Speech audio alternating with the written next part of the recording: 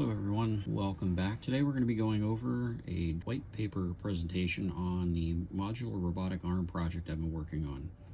In this presentation I'll showcase my project planning process, key milestones, status updates, and optimization opportunities. So let's get started. So one of the things that I wanted to embark on in this project was the importance of modularity and adaptability in robotics.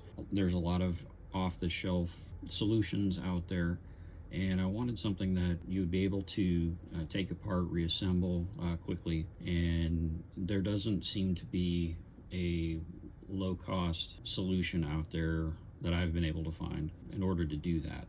I think this would have a lot of potential in educational and industry solutions, maybe even in healthcare, and probably even in, well, I guess in research and development, it would fall under that.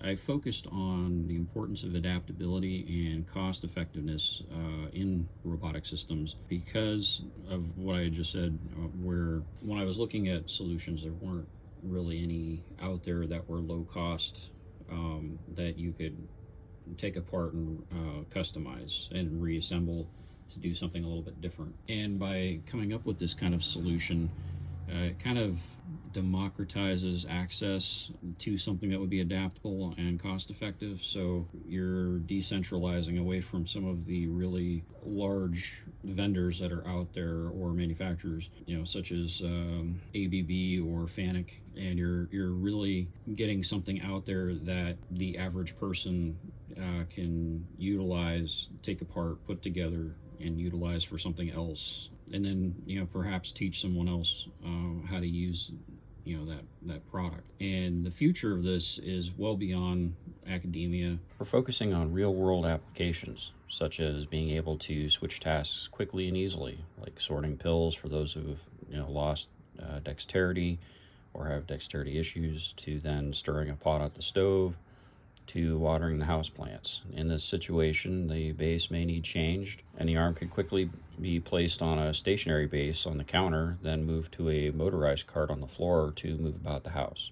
And for alignment of skills acquisition with practical solutions, so what we mean by skills acquisition, this concept focuses on the process of acquiring knowledge, competencies, and abilities, often through education, training, or experiential learning. This includes learning about robotics, kinematics, programming, and related fields. Now, for the practical solutions, we're referring again to the real-world applications and the problems that we're trying to solve using the skills and knowledge that we've acquired. In this context, it means applying what we've learned in a tangible and useful way. For project planning, we'll go over the overview. The project aimed to develop a modular robotic arm prototype with interchangeable tool ends that would provide precise and adaptable control while fostering innovation and accessibility in various industries, with future plans for a competitive business role. So this is something that, once it's gone a little bit beyond the working prototype, could very well be upscaled into something that is manufacturable and could be released out into the market. Perhaps some case studies could be made where once a working prototype is completed, that having a few people test it out, use their vision for how they could see this being used for themselves, in their everyday activities or in their work environment, hobbies, whatever else. So that's the overview. The key milestones will cover the project initiation, the research and background, proposed solution, and a conclusion with future potential. In those milestones, there's a lot of material to cover, and a lot of that I've outlined in an actual white paper, which I'll show a little bit later. And then we'll go into each milestone, explaining the purpose, deliverables, and the steps required to achieve them successfully. So for the status update, so we'll go over the progress made and then some of the challenges I faced while going through this project. And with progress, I did the initial project initiation, kind of treat it like an agile project, and did the conceptualization, gather information about existing robotic systems, and then kind of identified the gap in the market for adaptable and cost-effective solutions. And after that, made a proposed solution for that, including the development of the modular robotic arm prototype with a couple of tool ends and future vision capabilities and modularity. And then with the conclusion and future potential, I want to highlight the significance of the project,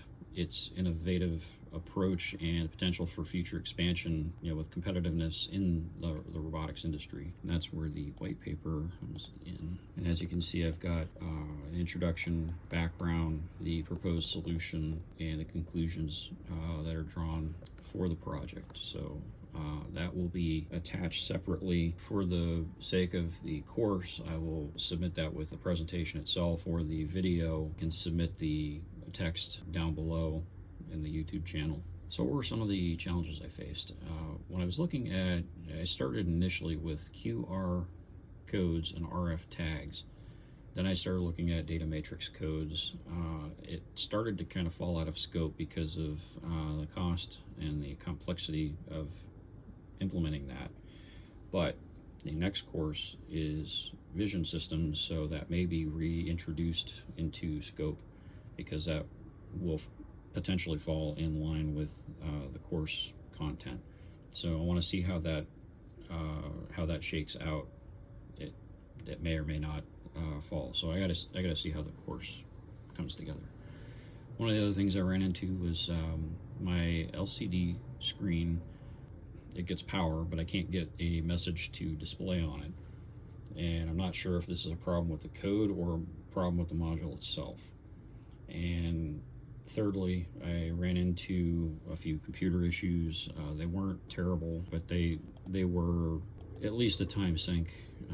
One of them was I have an older computer with a solid state C drive, and it was continuously full because computer's like 7 years old, and a lot of programs today still write, even if you put it onto another drive, it still seems to write some information to the C drive.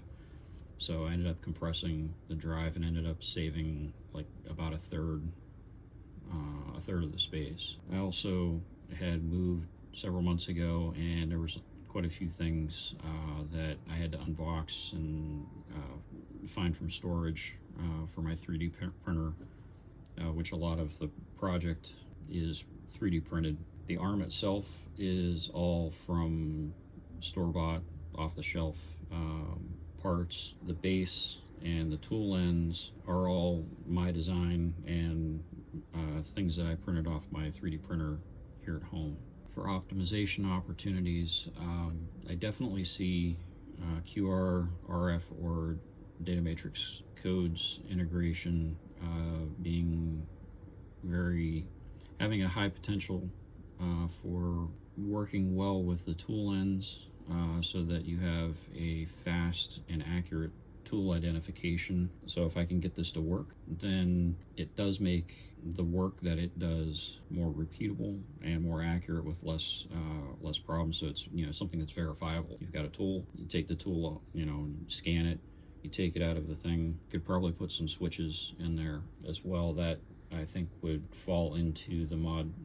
It's somewhere between the tags or codes and the modularity, where I do have some additional sensors for doing homing and for tool detection and stuff like that. So there are some other things to do with the modularity. One of the other things with the modularity I lightly touched on was where the elbows are the hard fixed item, the motor to the tilt pans and brackets. Those are the constant, and the link or strut part of it would be the modular part. That would be something that was, okay, you got a short one, you got a medium-sized one, you got a long one. Which one do you use? Do you have it tagged in a way that the robot automatically knows which one, like have it serialized so that it automatically knows that it can identify what parts are in there.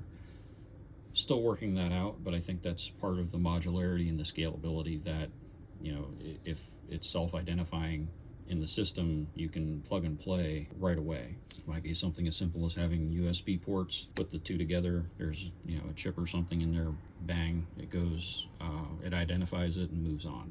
And then lastly, the user interface, you have to consider using something that's user friendly, so that you can better control and monitor what the robot is doing, what the tool arms are doing, where they're at, and it makes for the user experience a lot more positive.